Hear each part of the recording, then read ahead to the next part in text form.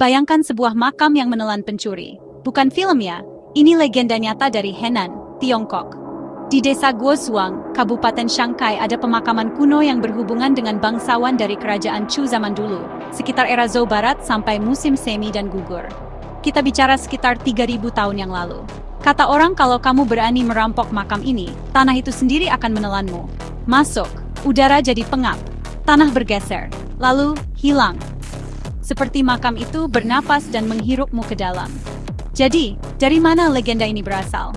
Aku akan ceritakan kisah yang kudengar. Ini adalah pemakaman orang penting. Ruangan besar, balok kayu berat, tanah berlapis-lapis. Dulu, para pembangun tidak hanya mengubur harta karun. Mereka mengubur rahasia. Trik anti pencurian itu nyata. Lantai palsu yang ambruk, terowongan samping yang diisi tanah gembur, lorong yang dirancang untuk runtuh jika diganggu. Sekarang, tambahkan tanah loess Henan berdebu, halus dan licik.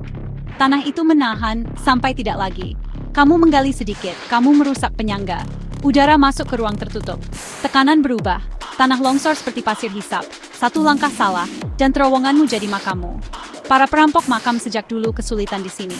Beberapa tidak pernah kembali. Orang-orang berbisik, makam Guozuang memakan pencuri. Apakah itu kutukan atau rekayasa? Coba pikirkan, ruang bawah tanah dengan jebakan pasir tersembunyi. Balok kayu yang patah jika kamu bergeser. Lumpur basah yang mengalir seperti cairan. Udara pengap, oksigen rendah, karbon tidak tinggi, membuatmu pusing bahkan sebelum kamu sadar dalam bahaya.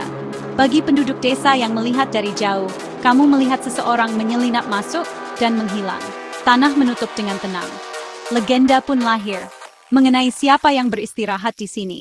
Catatan lokal menunjukkan bangsawan yang terkait dengan kerajaan Chu, dan seorang tokoh yang dikenal sebagai Guozuang dari kerajaan Chai tetangga, yang aktif sekitar 1146 hingga 1447 SM.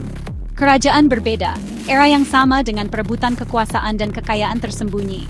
Selama berabad-abad, cerita bercampur, nama-nama menyatu.